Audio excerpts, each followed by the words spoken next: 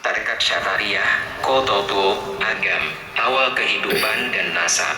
Beliau lahir tahun 1891 atau 1278 di Nagari Kototuo, Kecamatan Keempat Koto, Kabupaten Agam, Sumatera Barat. Nama asli beliau Muhammad Saleh, namun masyarakat seluruhnya memanggil dan mengenal beliau dengan gelar Tuanku Aluma atau Inyak Syekh Aluma. Ayah beliau bernama Angku Sutan, seorang ulama besar, penerus ajaran Tuanku Nantuo, dan pemimpin agama yang sangat dihormati di kampung itu. Dari kecil, Muhammad Saleh hidup di tengah suasana ilmu dan ibadah. Berbeda anak lain yang suka bermain, beliau lebih sering diam di surau, mendengar pelajaran ayahnya, membaca kitab, dan berzikir. Wajahnya selalu tenang, sopan santun tiada tara, dan bicaranya lembut namun tegas. Hatinya sudah terpaut kepada Allah sejak muda. Cita-citanya hanya satu, menuntut ilmu yang benar, menyucikan hati, dan mengajarkan jalan mendekatkan diri kepada Allah yang Maha Esa. Berkelana menuntut ilmu. Setelah selesai dasar dari ayahnya, Tuanku Aluma berkelana mencari ilmu tinggi ke ulama-ulama besar Minangkabau, meneruskan jejak para pendahulu Tunku Ulama Kototuo. Beliau berguru kepada 3 orang guru utama. 1. Angku Sutan Kototuo mendalami fikih, tauhid, dasar syariat, dan tasawuf.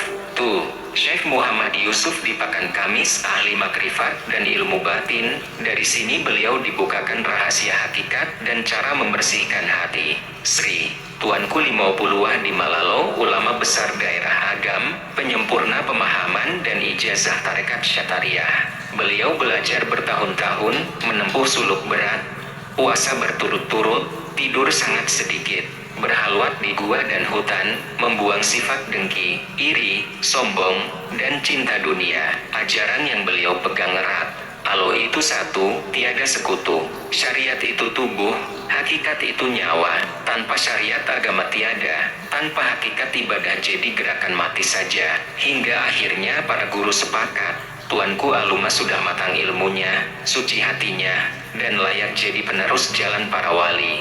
Beliau menerima sanad dan izin mengajar yang bersambung sampai ke Syekh Burhanuddin Ulakan, Syekh Abdurrauf Singkil, ulama Mekah, hingga bersambung ke Rasulullah, berdakwah dan membangun pusat ilmu. Sekembalinya ke Kototuo, beliau mendirikan surau dan pusat pengajaran di daerah Galudur.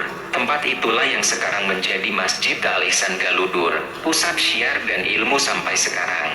Cara mengajar beliau sangat khas, lembut, diam yang penuh makna, keteladanan lebih dari kata-kata. Tidak suka debat keras, tapi satu kata atau isyarat beliau cukup untuk merubah hati orang. Ajaran pokok yang selalu ditanam, tauhid murni. Ingat selalu, Allah itu esa, tiada sekutu.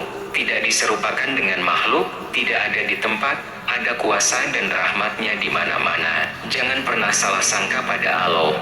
Makrifat yang benar, menjelaskan makna manunggaling kaula Gusti agar tidak sesat. Hati-hati, tidak ada hamba jadi Tuhan.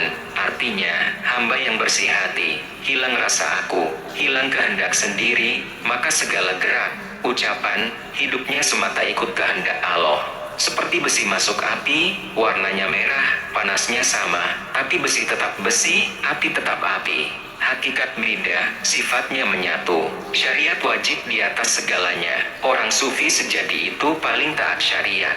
Tidak tinggalkan syalat, puasa, zakat, atau aturan agama. Tanpa syariat, hakikat jadi bahaya, jadi sombong dan sesat. Murid beliau datang berbondong-bondong dari seluruh Minangkabau, Agam, Bukit Tinggi, Padang Pariaman, 50 kota, Pasaman, sampai keluar Sumatera. Ribuan orang belajar di sana. Murid yang jadi ulama besar antara lain Tuanku Mahmud Kototuo, Tuanku Ismail Kototuo, Syekh Ismail Tiambang, Syekh Sulaiman, Tuanku Mensur.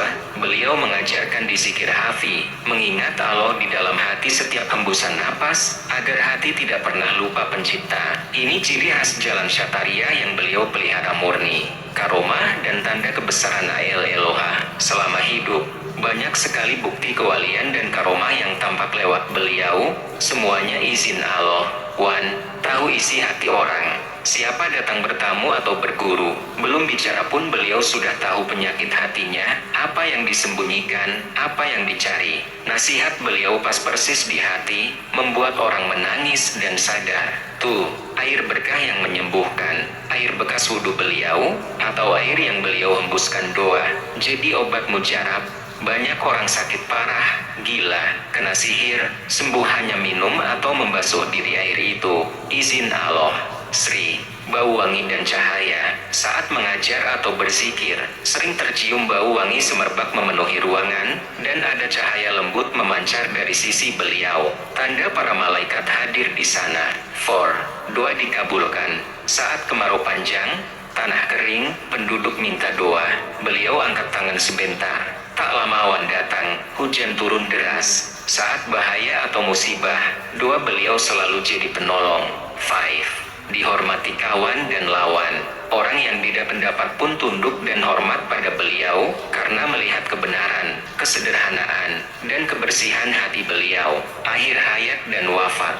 Beliau wafat tanggal 10 Agustus tahun 1961 atau 27 Safar 1381. Usia genap 100 tahun. Wafat dalam keadaan indah, berbaring tenang, wajah tersenyum damai, seolah sedang bertemu kekasihnya Allah.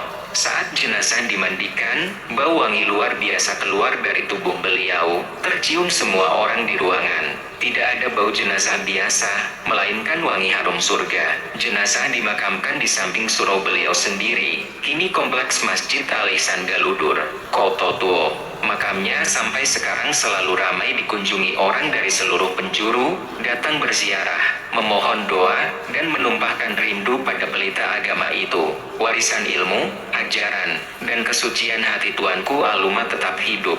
Beliau bukti nyata, manusia biasa bisa jadi mulia dan besar, asal hatinya bersih, taat syariat, dan selalu tunduk kepada Allah yang Maha Esa.